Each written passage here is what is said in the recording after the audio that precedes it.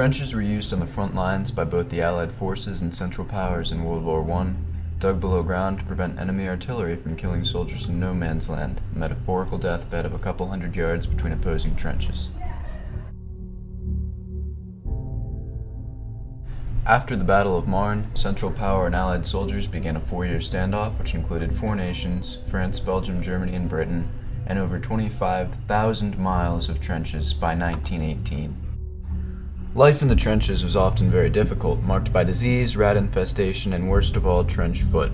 In the words of Harry Roberts, "If you have never had trench foot described to you, I will explain.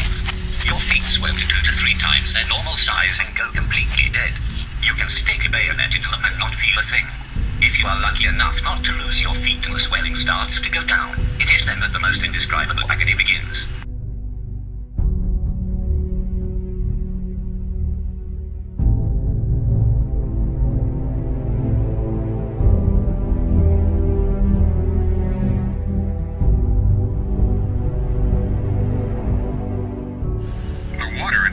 Through which we waded was alive with a multitude of swimming frogs.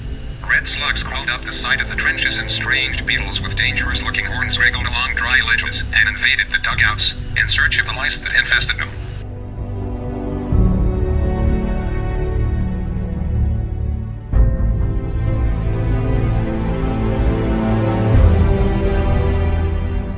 Of all the trenches, German trenches were often the nicest and could be up to 50 feet deep and include living quarters and electrical appliances.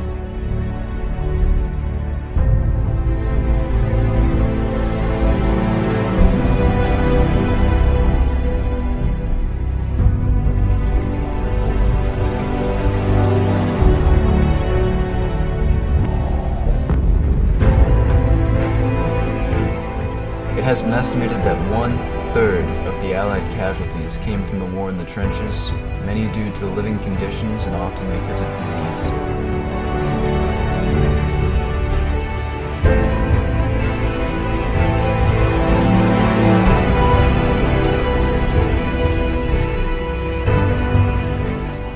There were a number of different tactics used by both forces in the trenches, one of the most common being the use of mirrors to look over the edges of trenches to avoid being hit by a well-timed enemy sniper shot.